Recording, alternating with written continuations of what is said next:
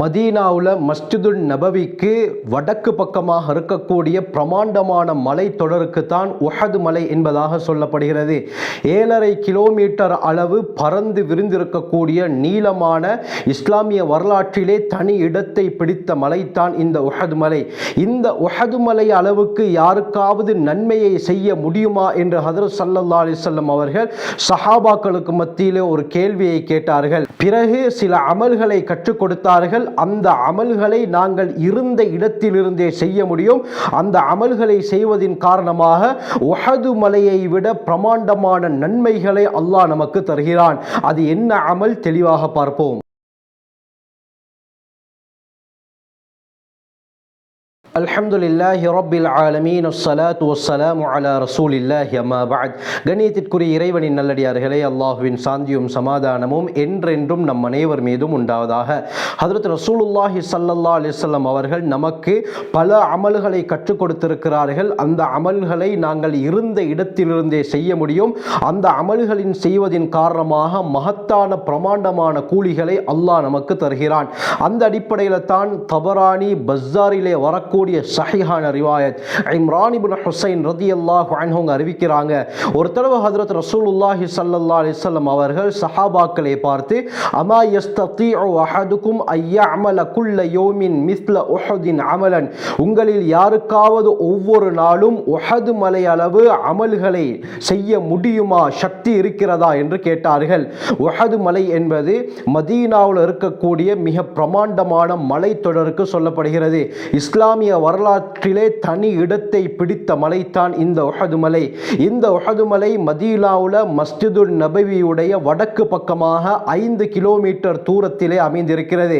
இந்த மலையுடைய நீளம் 7.5 கிலோமீட்டர், இந்த மலையுடைய அகலம் 2 கிலோமீட்டர் வரை இருக்கும். இந்த மலையுடைய உயரம் கிட்டத்தட்ட 1077 மீட்டர் உயரம் கொண்டது தான் இந்த உஹது மலை. இந்த உஹது மலைக்கு ஏராளமான சிறப்புகள் இருக்கின்றன. புகாரியுடைய ரிவாயத் அபு அபஸ் பின் ஜபர் ரலியல்லாஹு அன்ஹு அறிவிக்கிறாங்க.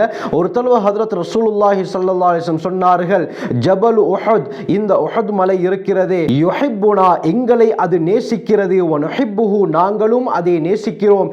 இந்த உஹது மலை சுவர்க்கத்துடைய மலை என்று ஸல்லல்லாஹு அலைஹி வஸல்லம் சொன்னார்கள்.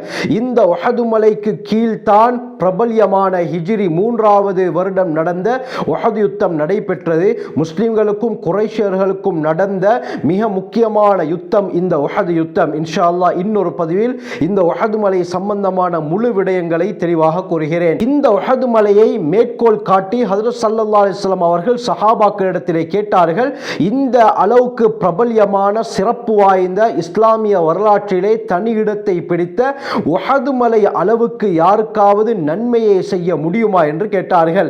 அதற்கு சஹாபாக்கள், யா ரசூலல்லாஹ், உஹது மலை எவ்வளவு பிரமாண்டமான மலை, இந்த மலை அளவுக்கு யாருக்கு ஒவ்வொரு நாளும் நன்மையை செய்ய முடியும் என்று கேட்டதற்கு அதற்கு ஸல்லல்லாஹு அலைஹி வஸல்லம் சொன்ன பதில் என்ன? குல்லுக்கும் யஸ்ததீஉ, உங்களில் ஒவ்வொருவரும் அந்த அமலை செய்வதற்கு சக்தி பெற்றவர், உங்களால் அந்த அமலை ஒவ்வொரு நாளும் செய்ய முடியும் என்று சொன்னார்கள். உடனே சஹாபாக்கள், யா ரசூலல்லாஹ், மாதா, அது என்ன அமல், கற்றுத்தாருங்கள் என்று கேட்டதற்கு ஹஜ்ரத் ஸல்லல்லாஹு அலைஹி வஸல்லம் எவ்வளவு எளிமையான லேசான அமலை கற்றுக் கொடுத்தார்கள் என்றால் கூறினார்கள், சுப்ஹானல்லாஹ் அஅஸமு மின் உஹுதின், சுப்ஹானல்லாஹ் என்று கூறுவது இந்த உஹது மலையை விட பிரமாண்டமான நன்மைகளை கொண்டு வரக்கூடிய அமல்.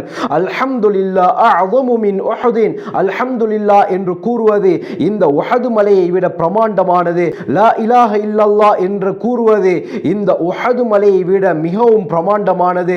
அல்லாஹு அக்பர் அஅஸமு மின் உஹுதின், இதே போல அல்லாஹு அக்பர் என்று கூறுவது இந்த உஹது மலையை விட பிரமாண்டமானது என்று ஸல்லல்லாஹு அலைஹி வஸல்லம் சொன்னார்கள்.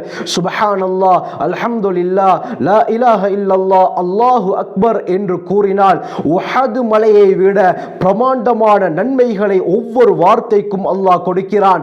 ஆக இந்த வார்த்தைகளை நாங்கள் எந்த அளவுக்கு அதிகமாக கூறுகிறோமோ அந்த அளவுக்கு அல்லாஹ் நமக்கு அதிகமான நன்மைகளை தருவதற்கு காத்து கொண்டிருக்கிறான். நாளை மறுமையுடைய நாளிலே மீசானுடைய தராசிலும் நன்மையுடைய பக்கம் கனத்தால் அவ்வாறு தாழ்ந்துவிடும். அந்த அளவுக்கு மிக சிறிய வார்த்தைகள், மிகவும் லேசான வார்த்தைகள், ஆனால் அதற்கு கிடைக்கக்கூடிய கூலி இருக்கிறதே மிக பிரமாண்டமானது. முன்னால் வாழ்ந்த சமுதாயத்தினருக்கு அல்லாஹ் ஆயுளை அதிகரித்து கொடுத்தான். எந்த அளவுக்கு அவர்களுடைய ஆயுள் அதிகரிக்கப்பட்டிருந்ததோ அதே போல அவர்கள் செய்யக்கூடிய அமல்களும் கடினமாக்கப்பட்டிருந்தது. ஆனால் இந்த உம்மத்துடைய ஆயுளை அல்லாஹ் குறைத்திருக்கிறான். நாங்கள் எந்த அமலை செய்தாலும் அது சின்னஞ்சிறிய அமலாக இருந்தாலும் சரி, அதற்கு கிடைக்கக்கூடிய கூலி இருக்கிறதே மிக மிக பிரமாண்டமானது. இந்த உலகத்தில் இருக்கக்கூடிய அனைத்து வஸ்துக்களை தங்கமாக மாற்றி கொடுத்தாலும் அதற்கு ஈடாகாது. ஆகவே சுப்ஹானல்லாஹ், அல்ஹம்துலில்லாஹ், லா இலாஹ இல்லல்லாஹ், அல்லாஹு அக்பர் என்ற வார்த்தையை நாங்கள் முடியுமான அளவு ஒவ்வொரு நாளும் ஓதுவோம். உஹது மலையை விட பிரமாண்டமான நன்மைகளை அடைந்து கொள்வோம். ஆகவே அல்லாஹ் சுப்ஹானஹு வ தஆலா அதிகமான நன்அமல்களை செய்து அவனுடைய நெருக்கத்தை பெறக்கூடிய கூட்டத்திலே நம் அனைவரையும் சேர்த்தருள்வானாக. ஜஸாக்குமுல்லாஹு கைர். வ ஆகிரு தஅவானா அல்ஹம்துலில்லாஹி ரப்பில் ஆலமீன்.